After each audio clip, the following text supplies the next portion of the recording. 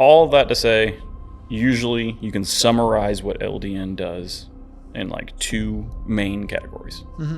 Drops inflammation through a variety of ways and pathways, and reduces cravings. Let's just put it super broad. Just generalized cravings. Is it the end all be all? Is it a cure? No. Welcome to the Longevity Unlocked podcast. We are your guide to optimizing your life one health tip at a time. We are not providing a replacement for medical advice. Please always consult your doctor before making any diet, exercise, medical, or lifestyle changes. On this episode of Longevity Unlocked, we dive into LDN, it's low-dose naltrexone, the uses, what it's effective for, what it's not effective for.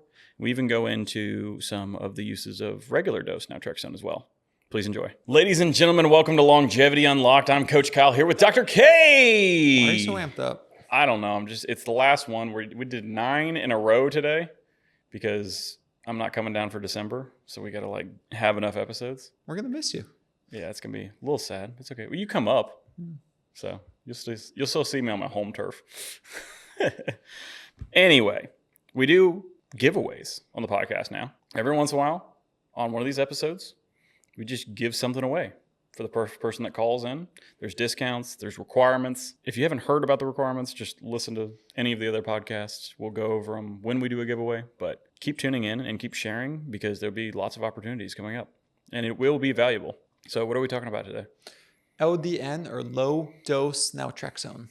Low-dose naltrexone. So we've got, isn't this like an opioid receptor blocker thing? Yes. So it's dangerous if you're addicted to opioids and you take it or something like that because you can overdose? You can't overdose, so technically put you into immediate withdrawal. Ah, there it is. So, not good. That's not fun. Opioid withdrawal won't kill you. It's just not fun. It'll hurt, but it will not kill you. But we're talking about low dose specifically. So we're not doing this. It's not a rescue medication for opioid use. This is low dose, works on your inflammatory system and your dopamine pathways. And some of the mast cells.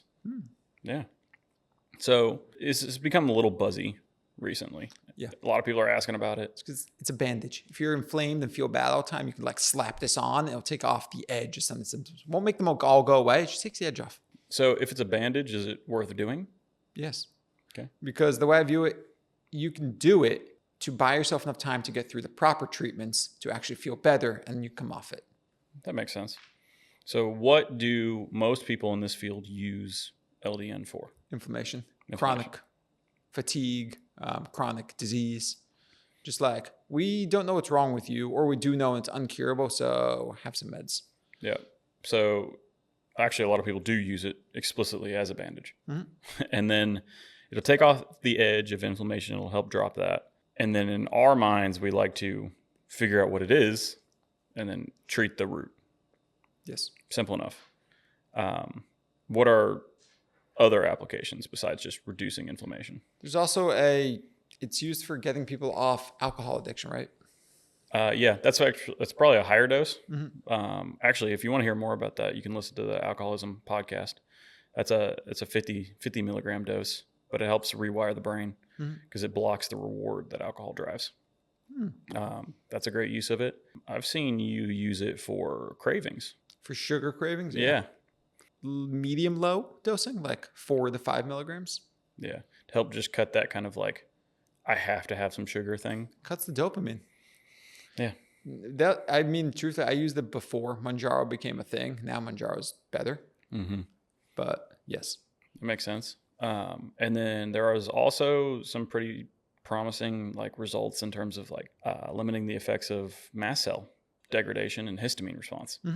All of that to say, usually you can summarize what LDN does in two main categories. Drops inflammation through a variety of ways and pathways, and reduces cravings. Let's just put it super broad. Just generalized cravings. Is it the end all be all? Is it a cure? No. Talk about dosing for it. Yeah. Starts at a 0.5 milligram usually. I've had people do a quarter, but really start at 0.5 milligram. Kind of just you do it for a month. If you're I'm feeling better, go up another 0.5 milligram. all the way up to about, once you get over 5 milligrams, you're no longer in low dose territory, and it's probably just not a good med for you. You kind of just like work your way up over about a year. Once you find your dose, you'll feel it. Inflammation cuts down a little bit. You just overall have a little more energy, a little less fatigue. And that's pretty much all you're looking for out of that medication. You're not going to feel amazing. It's not a night and day med. I would also not put this in the category of like ultimate longevity drugs. No. Like it really is a pretty effective bandage. It's a tool in the case, but it's not something that's going to drive longevity. I would put metformin way above LDN for longevity. Mm-hmm. So going from there, how long are you on this generally? How long do people take it? Usually a couple of years. Couple of years. Well, I think, again, a big problem is people get on it and they're like, oh, I feel good enough to function now. I'm not going to bother with my treatments. I'm just going to stand this med. Fair enough. Yeah. You got to stick to the root cause Yes. as well. Pricing? Do you happen to know pricing? It depends on the pharmacy, but I think it's about $1 a pill. Mm-hmm. You know, I just read the prescription, take it to the pharmacy, so it's whatever they charge. But last I checked, it's about $1 a pill. Yeah. And the reason I tell that is because I had a patient come in to the Greenville clinic, and I was overhearing the conversation with our nurse practitioner, and she was like, "Oh yeah, I just got my 90 caps for $220 or $210." Mm-hmm. And I was like, "What?" So if you're paying substantially more than $1 a cap, look for a different source. Save yourself some money. You don't have to go for the flashy marketing sources. Like this is fairly common in compounding pharmacies. Yeah, like find like that little mom and pop compounder and call and ask how much they are. Yeah.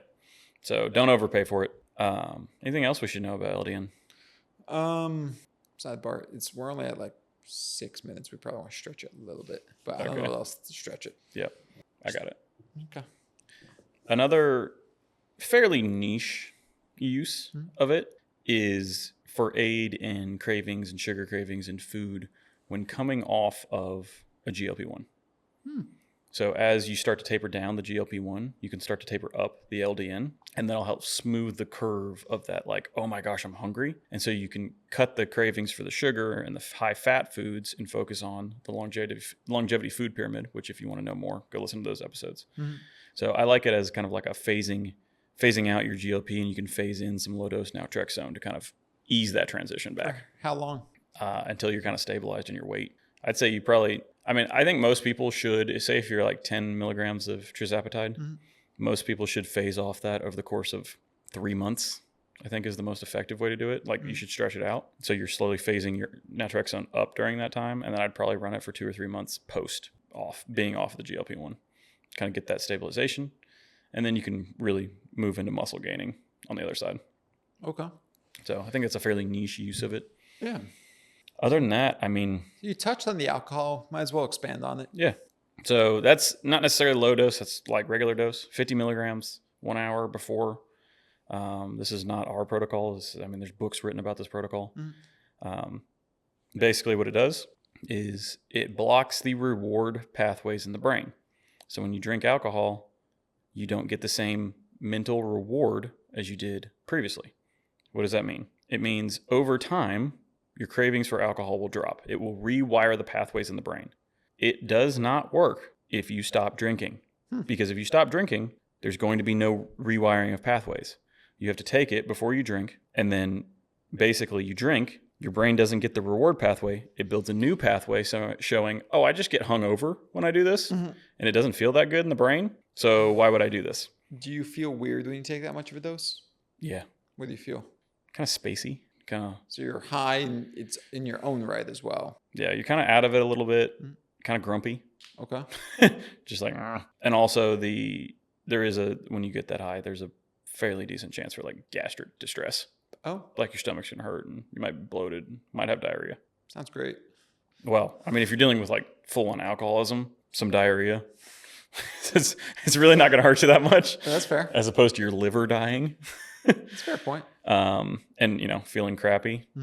Again, not a huge thing when you're looking at actual liver failure. Right. But it takes about 6 months. So you got to take it before you drink. You have to keep drinking at the same cadence you normally do. You don't have to drink as much, like in one sitting, but you have to drink as often. And then over that 6 months, the brain rewires the pathways. Sometimes it takes 4 months. Sometimes it takes 8 months. And then you get to a point where you just no longer have the need or craving for Mm-hmm. alcohol. And it's just kind of not there. And you're like, I could drink if I wanted to. I could also not drink, but I am fully in control of that decision. Will you go into DTs, delirium tremens, if you just like stop at that point? I didn't. I don't think you were drinking to that point. Oh, I mean, no, I wasn't. No, this But is like you get the shakes. from my experience with it and from a lot of what I've read and anecdotally, Mhm. the way it works is that pathway is a slow rewire. Mhm. So it's not like 6 months you wake up and you just stop drinking. You'd slowly. Yeah. So like you go from, hey, I'm having 8 drinks a night every night. And then over those 6 months, it goes to 7, 6, 5, 4, 3, 2, 1. And then by the time you get to that 6, 7, 8 month part, you're just kind of like done. Got it. Yeah. It's not like a drop off. Got it. Now, some of the other medications for stopping drinking, Like disulfiram. ooh, That just makes you throw up. it's just terrible. It's horrible. Don't do that one. Just take the low and slow approach. If it's not like a 911 and you have to like stop drinking or you're going to die in the next 3 weeks, Right. like this is probably the best route to rewire your brain. Okay. You want to take the next path, you stack that with a GLP-1 to further reduce cravings. That's a 1-2.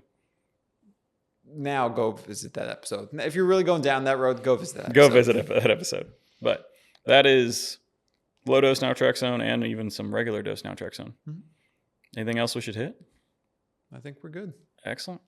Well, ladies and gentlemen, thank you for joining us on Longevity Unlocked. I'm Coach Kyle here with Dr. K. We'll see you guys next time. This podcast is not medical advice, and any information taken from this episode should be discussed with your medical provider and not be a replacement for a consultation. We disclaim any responsibility for any possible adverse effects from information taken from the episode.